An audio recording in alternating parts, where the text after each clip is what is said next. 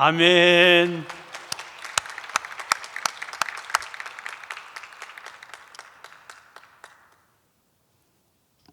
우리 호산나 찬양대 귀한 찬양 감사합니다. 할렐루야. 예수님께서 무덤 권세 깨뜨리고 부활하셨습니다. 지금 온 세계는 코로나 바이러스로 두려움과 불안 가운데 숨죽여 지내는 중에 있습니다.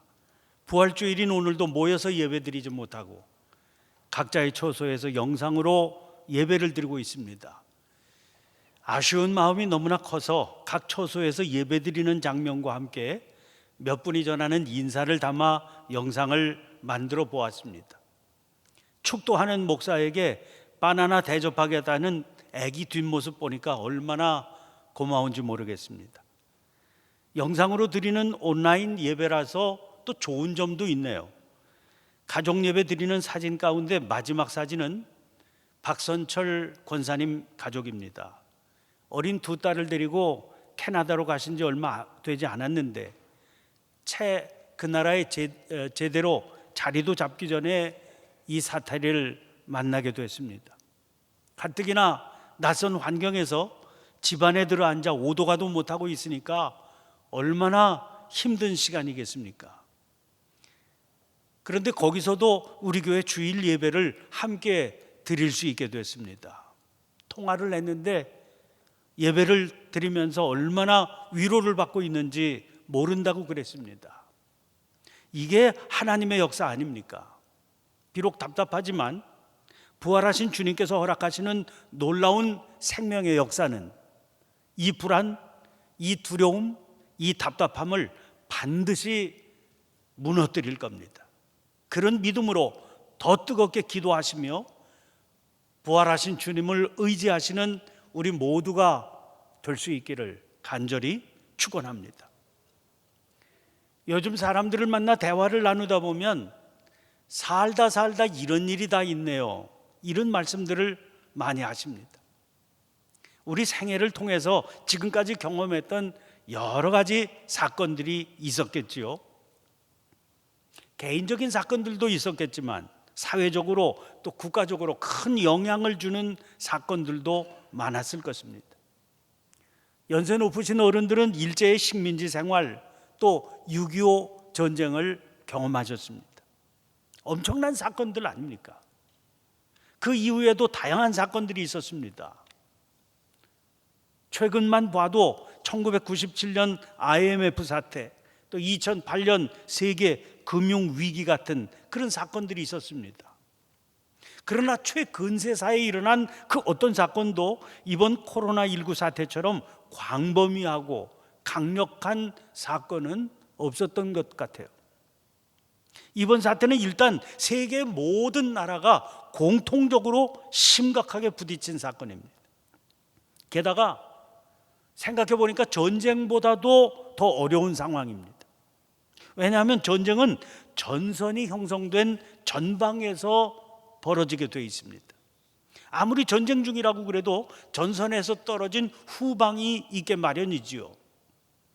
그러나 이번 사태는 전방 후방이 따로 없습니다.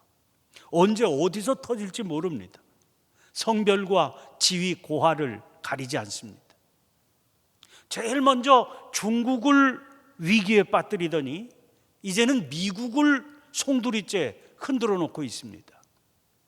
세계의 G2라고 하는 초강대국들 아닙니까? 그러니 그 어느 나라가 큰 소리 칠 수 있겠습니까? 영국은 총리까지 감염이 되어서 입원을 했습니다. 이번에 세상을 떠난 그런 분들 가운데 내노라 하는 대단한 인물들 많이 있습니다. 그러니까 이 사태에서 안심할 수 있는 사람, 마음을 놓을 수 있는 지역이란 없는 겁니다. 그런 의미에서 가히 세계사적인 사건이라 말할 수 있을 겁니다. 이런 세계사적인 사건은 그 사건을 전후해서 반드시 엄청난 사회적 변화가 나타나게 마련입니다. 그런 점 때문에 코로나19 바이러스가 여전히 맹위를 떨치는 중이기는 합니다만은 벌써부터 코로나 이후에 관한 논의가 활발하게 전개되고 있는 것을 볼 수 있습니다. 이 코로나19 이후로 이 세상은 어떻게 달라질 것인가? 또한 이번 사태가 가져오게 될 사회적인 변혁이 우리들에게 어떤 영향을 줄 것이냐, 거기에 대한 논의입니다. 그런데 이런 논의가 생산적이 되려면 단순히 어떤 세상이 올 것이냐에 대한 얘기로 그쳐서는 안 될 겁니다. 한 걸음 더 나아가 우리가 어떤 세상을 만들어 가야 하느냐, 거기에 대한 이야기가 되어야 된다는 거죠. 그런 점 때문에 믿음의 사람들인 우리는 이런 논의에 큰 관심을 기울여야 됩니다. 우리는 역사의 주인이 하나님이시라고 고백하는 사람들입니다. 믿음의 삶이란 결국 하나님의 뜻을 이 역사 속에 실현하는 것입니다. 그렇다면 앞으로 일어나게 될 변화가 하나님의 뜻에 합당한 것이어야 되는 겁니다. 그게 믿음을 가지고 사는 우리들의 책임입니다. 하나님의 백성인 우리들은 이 거대한 변화의 소용돌이에 끌려가는 존재여서는 안 됩니다. 하나님의 뜻에 합당한 세상을 만들기 위해서 그런 변화를 이끌어 나가야 되는 거죠. 그런 무거운 책임을 생각할 때 오늘 맞이한 부활주일이 각별히 뜻깊은 주일이 될 것입니다. 인류 역사상 가장 큰 사건, 가장 큰 세계사적인 사건 가운데 가장 큰 사건의 중심에 예수님이 계십니다. 잘 아시는 것처럼 인류의 역사는 BC와 AD로 구분됩니다. BC는 Before Christ, 즉 그리스도 이전이라고 하는 말입니다. AD는 라틴어 안노 도미니, 즉 우리 주님의 시대로부터라고 하는 말에서 왔습니다. 그 예수님이 역사의 중심이세요. 그 예수님의 생애에서 가장 큰 사건이 탄생, 그리고 십자가와 부활입니다. 성탄은 예수님 생애의 시작입니다. 이 생애로부터 복음의 역사가 시작이 되었습니다. 예수님의 십자가 고난과 부활은 그 예수님 생애의 마무리입니다. 하나님께서 십자가에 달려 돌아가신 예수님을 무덤에서 일으키셨습니다. 그것은 하나님께서 예수님이 당신의 아들이시고 예수님께서 전하신 복음의 말씀이 당신의 말씀이라고 하는 사실을 세상에 선포하셨다고 하는 의미입니다. 부활을 통해서 이 사실이 분명히 밝혀진 거죠. 부활을 기점으로 해서 예수님의 말씀이 곧 하나님의 뜻이라고 하는 사실이 선명하게 드러나게 된 겁니다. 이로 인해서 예수님의 부활 이후의 세계는 그 이전의 세계와 근원적으로 다른 세계가 되었습니다. 요한복음 1장 17절 18절입니다. 율법은 모세로 말미암아 주어진 것이요 은혜와 진리는 예수 그리스도로 말미암아 온 것이라. 본래 하나님을 본 사람이 없으되 아버지 품속에 있는 독생하신 하나님이 나타내셨느니라. 여기 모세로 말미암아 주어진 율법은 하나님을 온전히 드러내기에는 부족하고 또 모호했습니다. 그래서 본래 하나님을 본 사람이 없다고 말씀하신 겁니다. 그러나 아버지 품속에 있는 독생하신 하나님이신 예수님을 통해서 이제 다른 세상이 활짝 열렸습니다. 요한복음 12장 45절에 나를 보는 자는 나를 보내신 이를 보는 것이요, 이렇게 말씀하시지 않았습니까? 그렇게 말씀하셔도 사람들은 그 말씀 믿지 않았습니다. 그런데 죽음에서 일어나 부활하심으로 그 말씀이 진리라고 하는 것이 명확하게 드러나게 된 것입니다. 그런 의미에서 예수님의 부활은 세계사적 사건의 정점입니다. 이 일로 역사가 그리고 세계가 달라졌습니다. 세상의 중심이 예수님이시라고 하는 사실이 분명해진 겁니다. 그러면 이제 남은 것은 무엇일까요? 세상의 중심이신 그분의 뜻을 따라 역사가 흘러가도록 그 뜻을 전하고 우리 스스로 그 뜻에 순종해서 살아가는 것입니다. 그게 바로 제자된 우리들이 할 일입니다. 오늘 본문 말씀은 마가복음에 등장하는 부활 기사입니다. 그 기사 중에서 부활의 증인이 할 일에 대한 말씀은 7절 말씀입니다. 가서 그의 제자들과 베드로에게 이르기를 예수께서 너희보다 먼저 갈릴리로 가시나니 전에 너희에게 말씀하신 대로 너희가 거기서 배우리라 하라 하는지라. 부활하신 예수님은 빈 무덤에는 계시지 않았습니다. 천사가 말합니다. 예수님은 부활하셔서 전에 너희에게 말씀하신 대로 먼저 갈릴리로 가 계신다는 겁니다. 그러니 부활하신 예수님을 만나려면 그분이 지금 가 계시는 갈릴리로 가야 한다 하는 것입니다. 그러면 전에 그 말씀을 하신 것은 언제였던가요? 그 앞에 14장 27절 28절입니다. 예수께서 제자들에게 이르시되 너희가 다 나를 버리리라.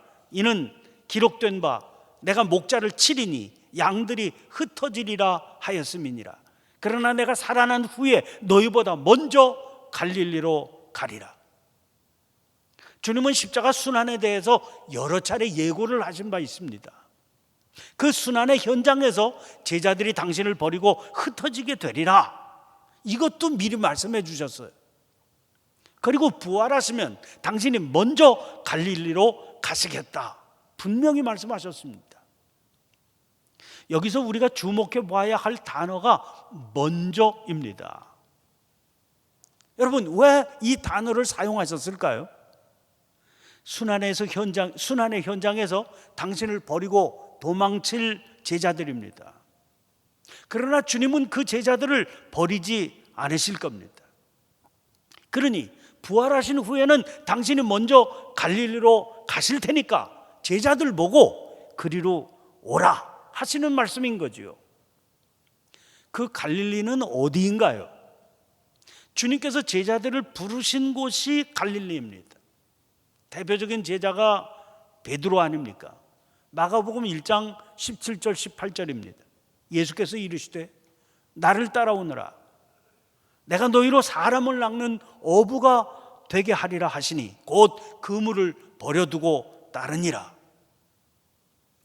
이렇게 주님을 따라 나섰던 베드로는 주님께서 재판받는 그 자리까지 따라갔지만 결국은 주님을 부인하고 말았습니다.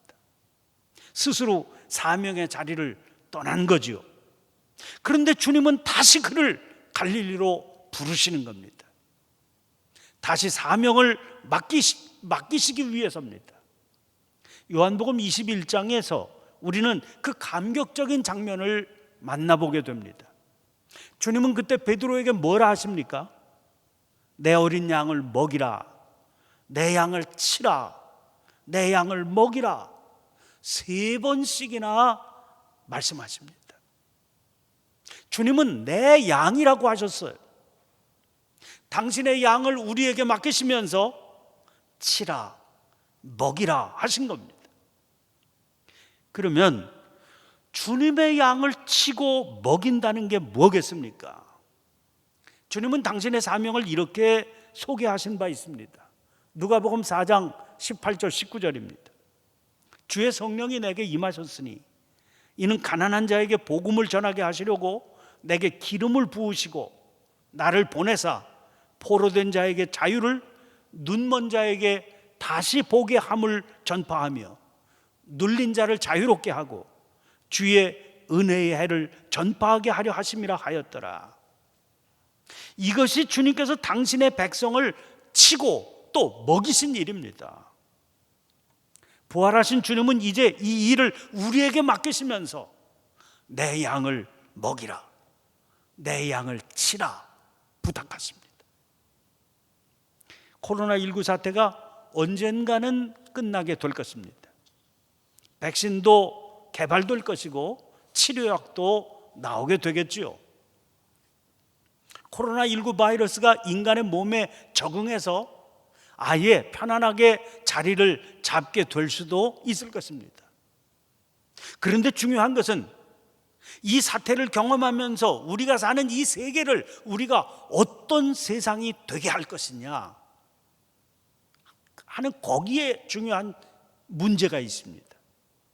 많은 이들은 이 사태 이후에 세계는 탈세계화로 가게 될 것이다, 그렇게 예측하고 설명합니다. 이 말은 이전보다 훨씬 더 이기적인 가치관이 지배하게 될 것이다, 그런 의미입니다. 감염을 극복하기 위해서 각 나라들이 선택한 것은 국경 폐쇄였습니다. 나라 안에서도요, 이동을 중지시키는 격리를 시행했습니다. 그랬더니 공장이 멈추었습니다. 다른 나라들로부터 부품 공급이 이루어지지 않았기 때문입니다. 중국에서 원료가 들어오지 않는다, 그런 루머가 각 나라에 돌아서 휴지 사재기 광풍이 불었습니다. 자기가 살기 위해서 택하는 길입니다. 코로나19 사태를 경험한 이후 세계는 언제 이런 일이 또 일어난다 할지라도 거기서 살아남을 수 있으려면 이런 길 택하게 될 것이다, 그렇게 예측하고 있습니다. 그러나 또 한편 전혀 다른 예측도 있습니다. 여러분, 왜 마스크 착용이 중요한가요? 왜 사회적인 거리를 유지하는 것이 중요합니까? 비말 때문이라고 그랬습니다. 비말이라고 하는 것은 기침이나 재채기를 할 때 공중으로 배출되는 작은 입자를 말합니다. 이게 1m, 2m 정도 날아가서 누군가의 입으로 혹은 눈으로 들어간다는 겁니다. 이 비말에 수분이 마르게 되면 입자가 무겁지 않게 되어서 공중에 떠다니게 되는데, 이럴 경우에 약 48m까지도 이동이 가능해서 소위 공기 감염이 일어나게 된다고 그랬습니다. 그걸 막기 위해서 마스크를 쓰라는 겁니다. 생각해 보면 지금 우리가 내쉬는 날숨이 누군가의 폐 속 깊이로 들어간다는 겁니다. 그의 날숨이 내 폐 깊이로 들어오는 겁니다. 우리는 이렇게 연결되어서 살고 있습니다. 그런 우리가 살 수 있는 길은 서로 연대하는 길뿐입니다. 마스크는 그런 의미에서 격리가 아니라 연대의 상징이 됩니다. 내가 조금 불편해도, 나에게 조금 어려움이 있다고 그래도 함께 하는 길을 택해야 내가 살 수 있는 겁니다. 이것은 단지 인간과의 관계만이 아닙니다. 코로나 바이러스가 야생동물인 박쥐의 서식처를 건드려서 생긴 사태다, 그렇게 설명 듣고 있지 않습니까? 짐승까지도, 생태계까지도 함께 사는 길을 택해야 우리는 살 수 있는 겁니다. 그렇다면 우리가 택해야 할 함께 사는 길은 어떤 길이겠습니까? 주님은 그 길이 가난한 자, 포로된 자, 눈먼 자, 눌린 자를 살피는 것이다, 그렇게 말씀하십니다. 나보다 약한 자를 돌보고 살피라는 겁니다. 그에게 내 어깨를 내주라는 겁니다. 이것이 주님의 양을 치고 먹이는 길이고 주의 은혜의 해를 전파하는 것입니다. 부활의 이날은 세상에 권세 있는 자가 무력해지는 날입니다. 자기의 힘을 믿고 교만한 자가 부끄러움 당하는 날입니다. 부요한 자가 자기의 가난을 뼈저리게 느끼는 날입니다. 그리하여 만왕의 왕이신 하나님 앞에 무릎을 꿇고 주님 가라 하시는 그 길에 들어서게 되는 날입니다. 그 길로 가면 생명이 있습니다. 그 길을 등지고 거역하면 절망과 낭패가 우리를 맞이하게 될 것입니다. 사랑하는 성도 여러분, 코로나19 사태 이후의 세계는 우리를 갈림길로 인도하게 될 것입니다. 이기적인 생존의 길과 연대와 공생의 길 가운데 어떤 길로 갈 것인지를 택해야 됩니다. 부활하신 주님은 생명의 길이 어떤 길인지를 분명히 보여주시며 그리로 오라고 하십니다. 그렇다면 여러분은 어떤 길을 걸으시겠습니까? 오늘 그 길을 택하시기를 바랍니다. 기도하겠습니다. 전능하신 하나님, 무덤 권세를 깨뜨리고 당신의 아들을 사망 가운데서 일으키신 그 일로 찬양을 올려드립니다. 세상은 지금 눈에 보이지도 않는 작은 바이러스로 인해 어찌할 줄 모르며 절망과 낙심의 한복판에 서 있습니다. 저희를 불쌍히 여겨 주시옵소서. 자신의 능력을 과신하며 교만했던 저희들의 모습을 고백하며 돌이켜 회개하게 해 주시옵소서. 비록 주님을 부인하고 흩어졌을지라도 먼저 갈릴리로 가셔서 그곳으로 부르시는 주님을 새롭게 의지하게 해 주시옵소서. 이제는 맡기신 그 사명 귀히 여기며 말씀에 순종해서 생명의 길로만 가게 해 주시옵소서.